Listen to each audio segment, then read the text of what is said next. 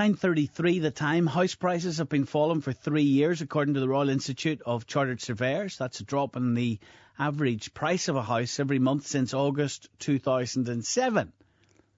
Falling every month since 2007. It's incredible, isn't it?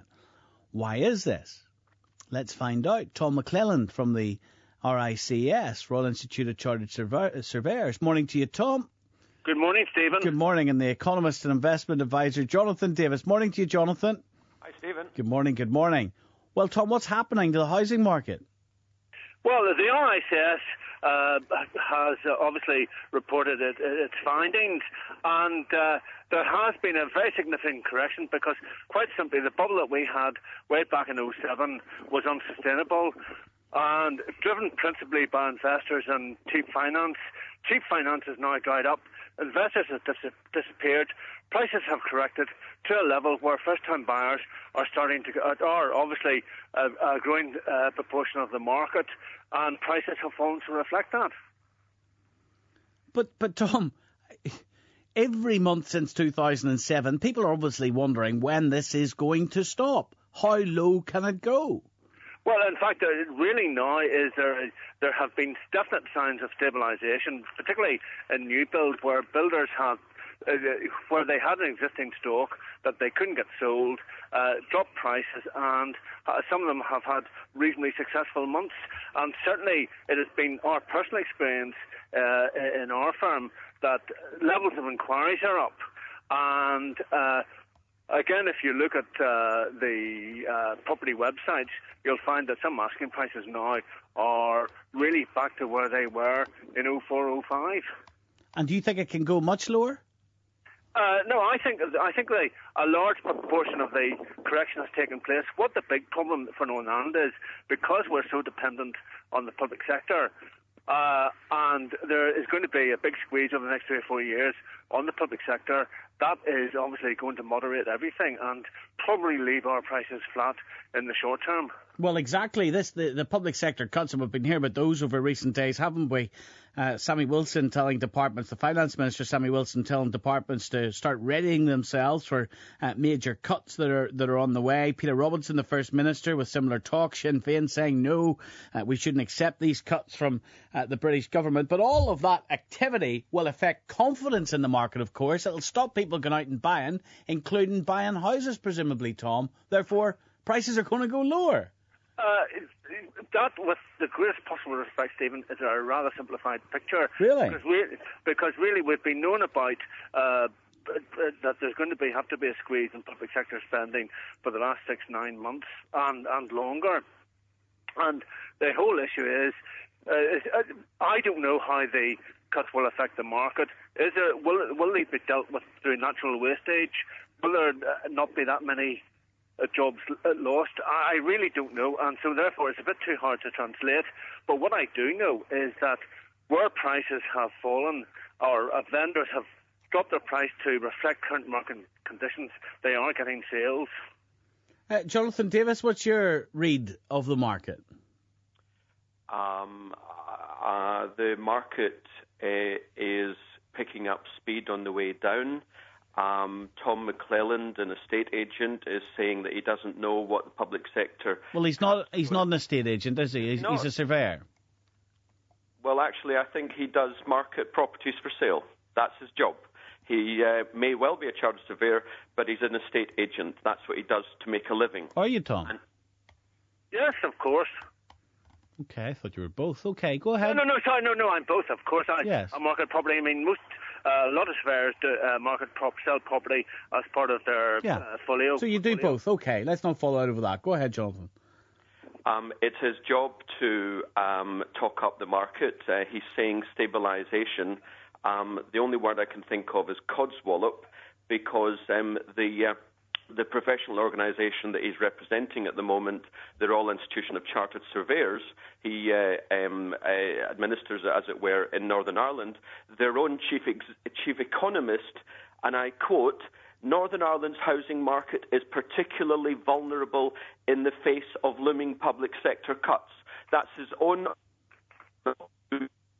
In other words, the public sector cuts, as I have said for a long time now, will be unfortunately devastating for the Northern Ireland economy and therefore for the housing market.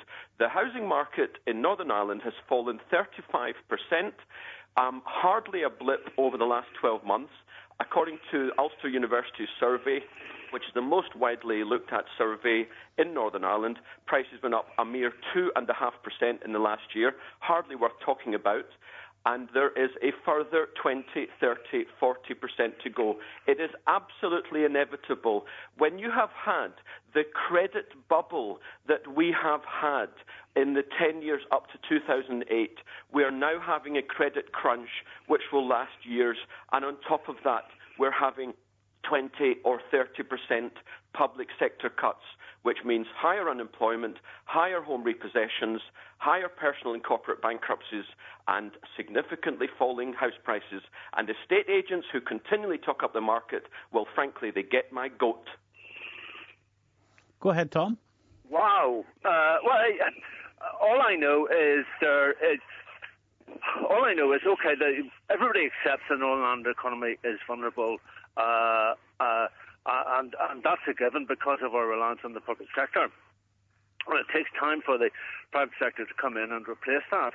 But certain asking prices, in my opinion, are at levels that are comfortably, that first-time buyers on average salaries of £25,000 a year can easily acquire a house or a flat if they want to. Why would they want to, within the lending criteria that there is now. Why would they want to when house prices are still falling? It's inevitable. We've seen 35% off without the public sector cuts, and 70% of the Northern Ireland economy is the public sector. Why buy when you're going to lose money? You're saying that the market's going to fall. Nobody knows. I've been saying it for 2 years. Nobody knows how much it's saying prices will not fall, and I've been right and you've been wrong. Why should people listen to you? I'm not asking them to listen to me. I'm trying to give the evidence, both as the RICS, as the RICS is reporting it. I mean, this is not a personal battle between you and me. Actually, you're not reporting it as the RICS see it. You're reporting it as an estate agent. The RICS see the Northern Ireland house prices particularly vulnerable, and you're saying practically the opposite. So, no, you're giving the sentimental white picket fence nonsense. There is hard economics here. We had a credit bubble, I repeat, for 10 years, which created the biggest asset price inflation in history. And now we had basically an orgy of debt and spend. We now have the biggest hangover in history. When will people get real? That is the reality, and people need to wake up to reality. Do you ever think when people listen to you, Jonathan Davis, they feel that maybe, just maybe, you want house prices to plummet? Maybe you will take great satisfaction if house prices plummet. Is that what you're about? 2 points to that. I was talking about the stock market going through the floor. I'm an investment advisor. In early 2008, the stock market went through the floor. When it went through the floor, I was then telling all my clients to buy the stock market left, right, and centre. My point being, I don't care what house prices or the stock market or gold or whatever do. I'm an investment advisor. I'm in the business of telling people what I see. I'm an economist. I analyse what's going on. You talk about personal satisfaction. I am an investment advisor. People can either believe the economics or they can listen to sentimental nonsense. You know, this myth that this country, pardon the French, an Englishman's home is his castle. Well, I'm sorry. We only had a mania about houses because house prices went up for a very long time.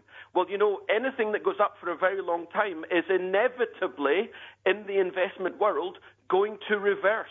It has nothing to do with my personal satisfaction. It has nothing to do with what I want. What I want is irrelevant because I cannot change the market. What I can do is talk about the economics. Tom McClelland, what happened in the past in terms of we've had housing crises in the past, haven't we? Not so much in Northern Ireland, but certainly across the water, there was a massive house price crash, wasn't there? A couple of decades ago. You see, I think Jonathan makes a very good point when he says he's an investment advisor. But housing is not purely about investment. Housing is somewhere where you live and where you have shelter, and it's necessary to people's lives. And I take the point about the vulnerability of the Northern Ireland market. I'm not trying to suggest it's anything other. How vulnerable is it? Well, that's the trouble. Nobody really knows. All of the job loss is going to be natural wastage. Who's going to be affected? But can I make a point? Yes, the investment drove the market, and property from 1970 was a surefire thing until 2000, and really effectively until 2007. Then it has corrected, but it's correcting back to levels that are frankly in line with what first-time buyers can afford to buy, and then that feeds through up further on up the chain. I think first-time buyers are still struggling, actually, to buy property at the levels they're at the moment. Certainly, anecdotally, that's what I'm hearing. Yeah, yes, I agree. Certainly, but there has been a huge price reduction. And there will be a further price reduction. You talk about what happened in the past, and that is a fantastic question. Going back to the 1970s, 80s, 90s, and 2000s, let's just think what actually happened. In the 1970s, anyone who can remember then will remember we had 25% price inflation, goods and services, bread and milk, clothes, you name it, 25% RPI. And we had interest rates in the 1970s of nearly 20%. You go forward the next 30-plus years and you see falling inflation and falling interest rates, which meant that people borrowed more, but because the interest rate was lower, they paid the same on a monthly basis. That encouraged people to borrow more. It created a virtuous cycle for house prices. Look at where we are now. We have just ended, as well as that, the biggest credit bubble in history. We now have the lowest interest rates in our history. We have higher and rising unemployment. We have falling house prices. We have falling credit. In other words, everything which pointed to rising prices for 30 years has now reversed. And I'm afraid to say people need to get real. This is the position we're going to have for the next years. I'm predicting 10-plus years. Here's Billy. Morning, Billy. Good morning, Stephen. Jonathan. Is Jonathan there? Yes, he is. Yeah, well, I want to speak to Jonathan because he's a breath of fresh air. I've heard him on the show over the years, debating, in particular one time with John Simpson. Don't be giving him a big head, for goodness sake. I'm telling you what I am giving him. It's what he wants as a medal, because he tells the truth. He tells the truth, and he has done it over the years, and he's been proven right, which is the main thing. And just one other thing. The guy that he's talking with at the minute, whatever he may be, Tom McClelland from the Royal Institute of Chartered Surveyors, no less. Right, Tom. Tom, you said there a couple of minutes ago, the homes were for people to live in. A few years ago, you were knocking the doors down to buy the property up for investment. So it's that the people that needed homes couldn't afford them. Jonathan was saying, what he was saying then, he's saying now. Well, Jonathan Davis, dispute it. Jonathan Davis, is it true that you sold your house in 2001 to rent? I'm simply not going to answer any personal questions about my financials, my personal finances. That is quite outrageous. Would you ask an estate agent that? Well, I'm only asking that because someone... No, I'm not going to answer, Stephen. That's not really appropriate at all. I'm here to talk about the economics and to make a forecast, not to talk about my personal finances. Yeah, well, the context of the question really is, if you don't want to get into the fine detail of your personal circumstances... I'm not going to get into any detail. Fine, but the context of the question is that there's someone here suggesting on an email this morning that you called the market wrong by about 9 years too early. You got out 9 years... You got out before all the boom years happened? My clients and the media heard my forecasts on houses from 2005 onwards. That is what I'm certainly happy to talk about. From 2005, I have been cautious about the housing market.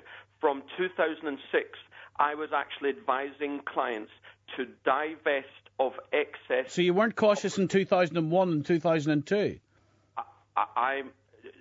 No, I was not bearish on the housing market in 2001 and 2002. Here's Jim. Morning, Jim.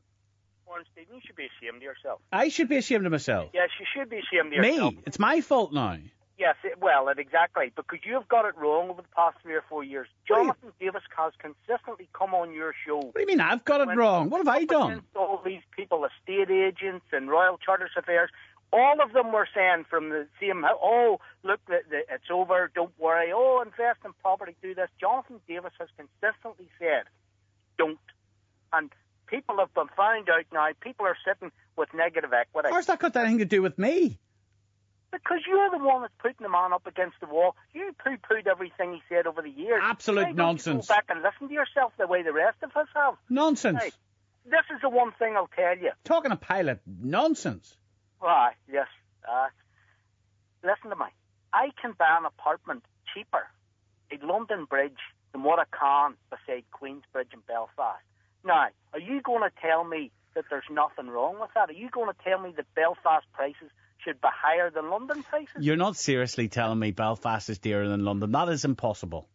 Nonsense. Look it up, Stephen. Look it up. I live in South London. It's advertised every week. They're trying to get rid of the apartments. They can't give them away. They have them down for 189. That's what they have. That's what you can buy a one-bedroom apartment for near central London. You go into Belfast and those big fancy apartments that they can't give away. Much are they looking for those? Up on the Crumlin Road, they're looking over £130,000 for an apartment. Yeah, there's something seriously wrong. And there's people sitting in houses who maybe get mortgages 2006, 2007, and they're paying way over the odds, sometimes 50% more than what they should be. And, Jonathan Davis has been telling people on your show for the past, I know of 3 years, maybe even more, not to go into property. Property, you get your fingers burnt in property. Are you an investor? Sorry? Are you an investor? No, I'm not. I'm a bus driver, for dear sake. I on my wages, I can afford a one-bedroom apartment. That's about it. But it's because it's cheaper. I couldn't afford it down in Belfast. I lost a fortune. I afford it in London. I lost a fortune. Well, I'm glad. Slap it up, You're glad? Come on. Now, don't start seriously. You will be genuinely winding me up. You're glad. You're glad that I lost money. If you had listened the way the rest of us listened, you would have been all right. Nonsense. No, you listen to the estate agents. You're the big mates we're in property. And I thought, like everyone else, well, that's where you invest your money. That's a responsible thing to do. I'm not going to pay it up against a wall. I'm not going to go out and drink it. I'll invest it in bricks and mortar. I listened to all of this stuff about, get in now because it'll be even more expensive next year and the year later and the year later. And you're then telling me today, well, I'm now working to try to pay all the money back I've lost. You're glad. Don't start to wind me up. 3 words. Suck it up. Good morning, Stephen. Put that man in my black book.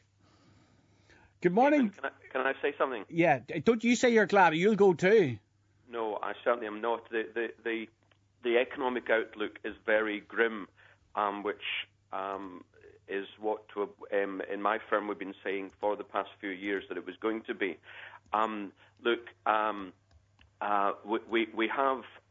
We had a mania where everyone. The world and his dog was saying you cannot lose with property. Yes, I remember this. Let me just finish this point. The people who won were the estate agents, the bankers, the mortgage brokers, the politicians. The people who lost are the people who are landed with debts up to here that they'll never be able to repay. And in the private sector up till now, people who have lost their jobs. And in the public sector, people who are going to lose their jobs. And I don't know where the jobs are going to come back. I'm still recovering from that man saying, suck it up, me. Don and Carrickfergus, good morning. Good morning. You want to speak to Jonathan Davis? Go ahead, Don. Yes, I just wanted to ask Jonathan in relation to the past history that he's predicting. Why does he not be more positive about the future and give the young people some hope. Don't be so negative. Well, you talk about negative, but those who have been positive in a similar style to what you're saying have actually led people up a cul-de-sac. They have been inappropriately positive given the economic fundamentals. I say to you, sir, the fact is we had an orgy of debt and spend for about 10 years. And that has left households all over the country, and above all in Northern Ireland, with debt beyond belief. And the only people who are going to get through this are those who keep their jobs. Now, you say give hope to young people. I couldn't agree more. The only way we can give hope to young people in the economy is actually if we stop pretending that everything's okay. Well, Don, do you think that's reasonable, what he's saying? Yeah, no, it's reasonable. But I would like him to be, forget about the past. Let's look at the future, and let's try and move the house. There is a shortage in the housing market. No, there's not. So young people need help. There's no shortage in the housing market. And they need to be more positive. They need to be getting more positive news. I take your point that there's a lot of people in debt, but that's the problem with the banks, that they have caused this debt. And what are the banks now doing, Don? Some of these banks are now recalling the money for small businesses that are finding it really, really hard to survive. The banks want their money back after we bailed them out. What are the banks doing? Interest rate charges, base rate sitting at 0.5%. The banks want to retain, and many people would say rightly so, they're a business, but they want to retain their profit margin. So now they're charging 3 and 4% above the base rate. It is ludicrous, really is. And we own the banks, by the way, the majority of them now. Does it feel like... Why are they not listening to us? Does it feel like we own the banks? Well, they're not listening to what the general public are saying. I think we need to get more European banks or American banks even to come over here and start to show them how to operate properly. John in Draperstown. Morning, John. Just the same thing, mostly, Stephen. Jonathan Davis has been dead right all along. For goodness sake, is this the Jonathan Davis fan club this morning? Yes, wait a minute, Steve. I'll tell you, the only thing Jonathan Davis admitted was he wondered how long, he thought the bubble would have burst far sooner. And I'll tell you, John Simpson was on your radio station July 07. How do you know? Now, wait a minute. For I phoned on that very morning, and he said he predicted coming the new year, the thing would recover. Where the hell was he at? I actually phoned in. I said, I'm not a betting man. I'll put any money on that the damn thing will go the other road. You can remember back to... Yes, I rung and you throw all your archives. I don't even know. Was I even here in January 07? Was I not still in City Beat in January 07? Oh, well, you should know where you're at. I think I might have been... much money, you don't know where you're at. I think I might have been on the big money in City Beat then. Oh, well, you should have stayed there then. Coming here for a pay cut to talk to you lot. Jonathan Davis... There was an estate agent from Portadown even on in the spring of 07. For goodness sake. He said, it's only a temporary blip. It's only a temporary blip. Hey, Jonathan Davis, 100% right. And I'll tell you something. If I had any money to invest, if I had money, I would be listening to him. Here's Sam in Belfast. Morning, Sam. Hi, Stephen. Morning, Stephen. Go ahead, Sam. Yes, well, I blame estate agents for all of this. Estate agents, no one could have bought a house in 75. Between that and 2000, at least 2000, anyone who bought a house could not have lost money in it. Yeah. Because it's very simple. The estate agents hiked the price up, and anyone with a brain in their head, the former Prime Minister, Mr. Brown, said no one could see this coming.